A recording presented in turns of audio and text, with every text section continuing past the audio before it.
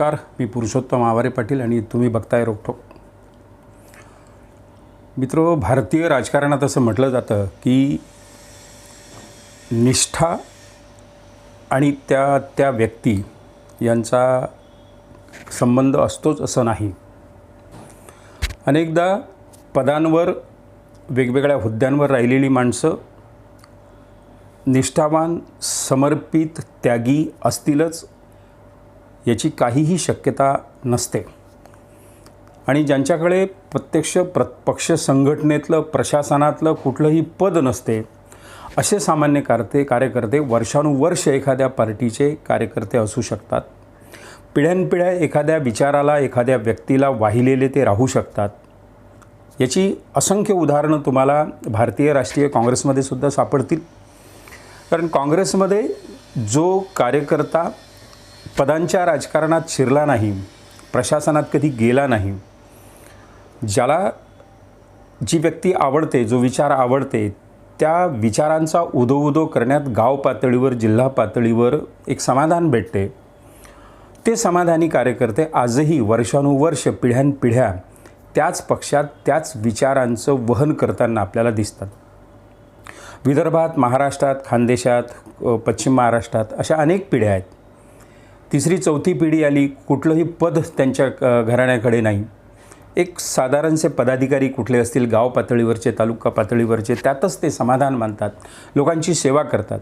कधीतरी आपण आमदार, खासदार व्हावं, जिल्हा परिषद अध्यक्ष व्हावं आणि आपली यशाची चढती कमान, पैशाची चढती कमान सतत राहावी, असंही त्यांना वाटत नाही. असे असंख्य कार्यकर्ते महाराष्ट्रात वेगवेगळ्या पक्षाजवळ आहेत. एक काळ असा होता की एका काळामध्ये कम्युनिस्ट पक्षाजवळ असे समर्पित कार्यकर्ते होते.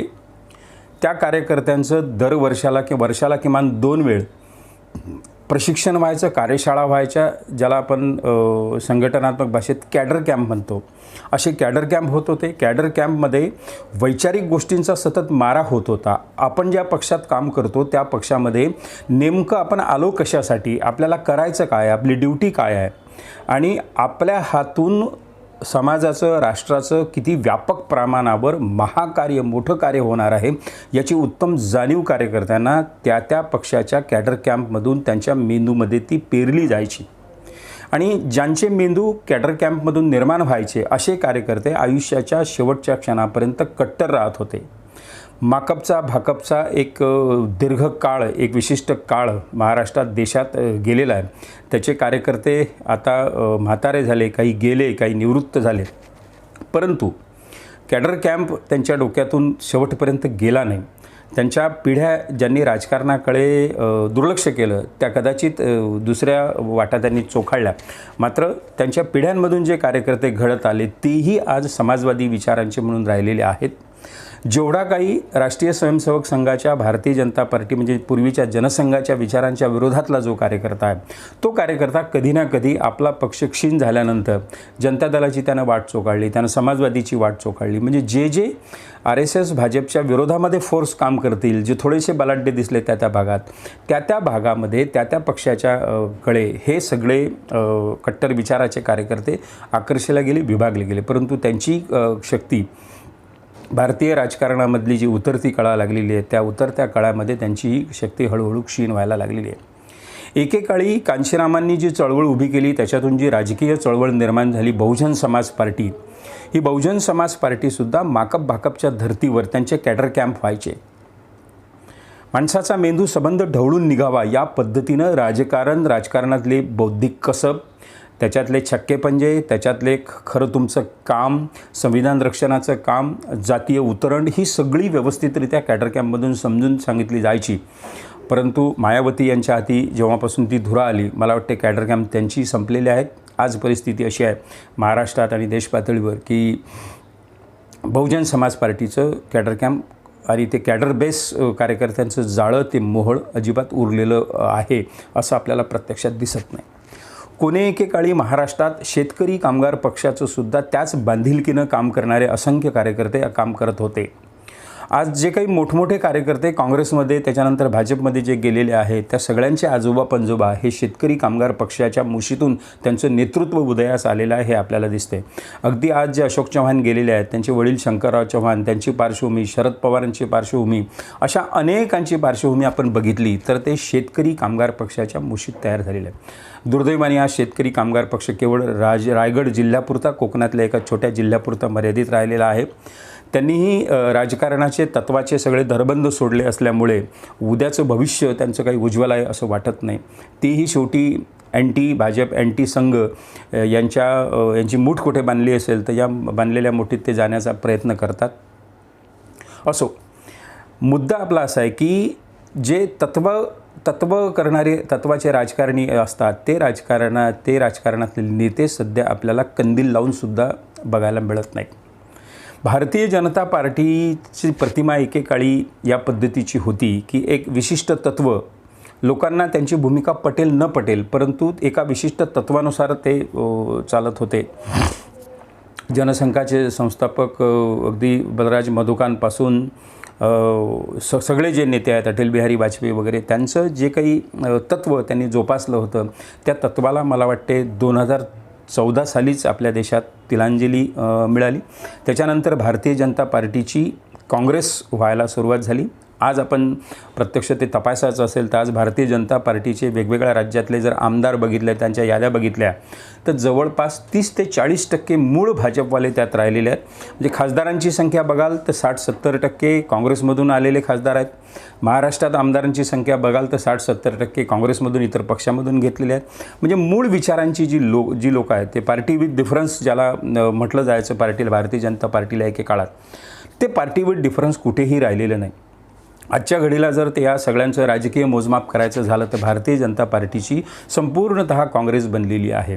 सत्ता एक सत्ता, सत्ता दोन्ही सत्ता, असंच किंबहुना काँग्रेसच्याही 4 पावलं ते पुढे गेलेले आहेत. अत्याधुनिक तंत्रज्ञान वापराच्या दृष्टीने, सामदाम दंडभेद नीती वापरायच्या दृष्टीने, शिरूड राजकारणाच्या दृष्टीने, वेळप्रसंगी आडवी आलेली माणसं, आपल्याला अडचणीची जाणारी माणसं आडवी करण्याच्या दृष्टीने, ती संपवण्याच्या दृष्टीने, जे विचार आपल्याला पटत नाहीत त्या विचाराची माणसं या जगातून संपवण्याच्या दृष्टीने, त्यांच्या ज्या इतर भगिनी संघटना आहेत त्या भगिनी संघटना एवढ्या मुजोर झालेल्या आहेत, एवढ्या मोकाट पद्धतीने सुटलेल्या आहेत की काहीही करून आपल्याला देशावर, राज्यावर दीर्घकाळ राजकारण कसं करता येईल या पद्धतीत या सगळ्या मोहिमांमध्ये भारतीय जनता पक्ष लागलेला आहे. गोवा, मध्य प्रदेश, अनेक छोटी छोटी राज्य आपल्या नजरेसमोर आहेत की प्रत्यक्षात तिथे बहुमत नसतानासुद्धा वेळप्रसंगी एखादा कसलेला खिलाडी दिल्लीवरून पाठवायचा आणि तो सगळं जोडतोडची राजकारण करून, खरीद फरोख्त सगळं करून, आमदारांची खरेदी विक्री करून आपलं राज्य कसं येईल या पद्धतीचं मोहीम फत्ते करण्यात ही सगळी माणसं लागलेली आहेत. ही माणसं आहेत, हेच नेते, हेच ते जुने नेते आहेत की जे जुने नेते कदाचित जनसंघाच्या संस्थापकांचं काही वचनं उद्धृत करायचे, राष्ट्रीय स्वयंसेवक संघाच्या अनेक जुन्या नेत्यांची वचनं ते उद्धृत करायचे आणि सांगायचे की आम्ही तत्वांचं राजकारण करतो. पण तत्वापासून हे कधी ढळले यांनाही कळलं नाही.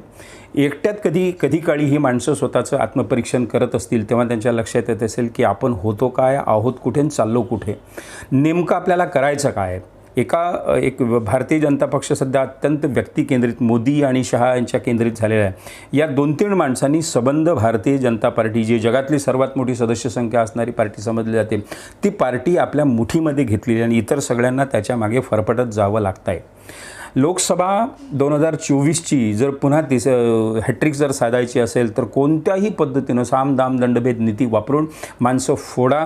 वेळप्रसंगी शासकीय यंत्रणा ज्या आहेत, ED, CBI या सगळ्यांचा वापर करून अक्षरशः त्यांच्या डोक्यावर टांगती तलवार ठेवून ही माणसं आपल्यामध्ये घ्या.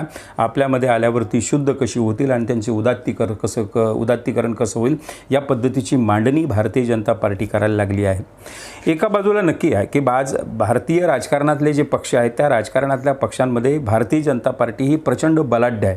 सदस्य संख्येच्या बलाढ्य आहे. निवडणुकीच्या रोख्यातून त्यांनी अब्जावधीची माया जमवलेली आहे. त्यांची सदस्य संख्या खूप आहे. त्यागी कार्यकर्ते त्यांच्याजवळ खूप आहेत, विचारातून काम करणारे खूप आहेत. असं असतानासुद्धा अब की बार 400 पार या घोषणेचा बोजवारा उडतोय की काय, अशी शंका या सर्वांना लागलेली आहे. म्हणून जो मिळेल त्याला तोडा, जो मिळेल त्याला फोडा, छोटे छोटे पक्ष फोडा. आवश्यक त्या ठिकाणी एखाद्या छोट्या जयंत चौधरीसारख्या घटकासाठी त्यांच्या आजोबाला वडिलाला भारतरत्न जाहीर करा, इथपर्यंत त्यांची मजल गेलेली आहे. म्हणजे आतापर्यंत काँग्रेसच्या ज्या पंतप्रधानांनी, वेगवेगळ्या पंतप्रधानांनी देशात या सगळ्या सर्वोच्च पुरस्कारांची जी बूज राखली, ती बूज पायदळी तुळवण्याचं कामसुद्धा भारतीय जनता पार्टीला करताना अजिबात लाज वाटत नाही. या पद्धतीच्या एका बेशरमपणाच्या हद्दीवर भारतीय जनता पार्टी आणि त्याचे सगळे नेते येऊन बसलेले आहेत. अशावेळी मित्रांनो, मूळ परीक्षा आहे ती तुमची आणि माझी. साधारणतः एक धर्मनिरपेक्ष आणि कुठल्याही जातीचा कट्टर दुराभिमान किंवा अभिमान न बाळगणारी जी माणसं आहेत, जी सरळ नाकासमोर चालतात, प्रामाणिक उद्देश ज्यांचे आहेत, जे प्रामाणिकपणाने कमावतात आणि ज्यांच्या जगण्यासाठी फारसे खर्च नसतात, अशी माणसं फारशी लालसा न करता आपलं जीवन यापन करतात. अशा माणसांच्या समोर हा एक मोठा प्रश्न या निमित्ताने निर्माण झालेला आहे. मी मग अनेक व्हिडिओमध्ये म्हटलेलं आहे की आता महाविकास आघाडी किंवा इंडिया फ्रंट या सगळ्या लोकांची आघाडी एक संघ हो की ना हो, परंतु आपल्याला मतदारांची एक मोठी आघाडी या निमित्ताने निर्माण करायची. आणि त्याची सुरुवात निर्भय बनूच्या सभांच्या माध्यमातून निखिल वागळे असतील, निरंजन टकले असतील, प्राध्यापक श्याम मानव असतील, असीम सरोदे, डॉक्टर विश्वंभर चौधरी आहेत, राजीव परुळेकर आहेत, अशा सगळ्या वेगवेगळ्या सामाजिक कार्यकर्त्यांच्या लोकचळवळीतून असं एक मतदारांची एक महाआघाडी निर्माण होते आहे. आपल्याला डोळ्यात तेल घालून या सगळ्या प्रवाहांकडे लक्ष द्यावं लागेल. आणि वेळ प्रसंगी ही माणसं एकत्रित झाली नाही तर मतदारांची आघाडी एकसंघ होऊन या सगळ्या देश तोडणाऱ्या शक्तींचा पराभव कसा घडून आणता येईल याचे प्रयत्न येणाऱ्या काळामध्ये आपल्याला जाणीवपूर्वक करावे लागतील. आपण असेच भेटत जाऊ, वेगवेगळ्या एकामेकाचे काही कन्सेप्ट असतील, काही संकल्पना असतील, ते शेअर करत जाऊ आणि लोकांना जागरूक करत जाऊ. लक्षात घ्या, आपण आपलं काम आहे लोकशाही आणि संविधानाच्या दृष्टीनं दवंडी पिटण्याचं, आणि ती दवंडी कोणी ऐको न ऐको आपलं काम आपण विसरायचं नाही. शेवटी आपण संविधान आणि लोकशाहीचे पहारेदार आहोत, चौकीदार आहोत, आणि ते चौकीदार असण्याचा आम्हाला सगळ्यांना अभिमान आहे. डॉक्टर बाबासाहेब आंबेडकरांनी महत्प्रयासानं असंख्य अडथळे पार करून प्रतिकूल परिस्थितीतसुद्धा या देशाची मजबूत अशी घटना लिहून ठेवलेली आहे. आणि ती घटना कोण्या राजाला, कोण्या अमीर, कोण्या उमरावाला न प्रदान करता या देशातल्या सामान्य माणसाला समर्पित केलेली आहे. आणि या देशातला सामान्य माणूस तुम्ही आणि मी आहोत. हे आपण लक्षात ठेवून येणाऱ्या काळामध्ये सगळ्या परिस्थितींवर लक्ष ठेवून या सगळ्या राष्ट्रविरोधी दृष्ट शक्तींचा पराभव कसा करता येईल, पाडाव कसा करता येईल याच्या प्रयत्नात राहू. मित्रहो, आजच्या पुरतं एवढंच. हा व्हिडिओ आवडला असेल तर हे चॅनल सबस्क्राईब करा आणि हा व्हिडिओ लाईक आणि शेअरसुद्धा करा. नमस्कार.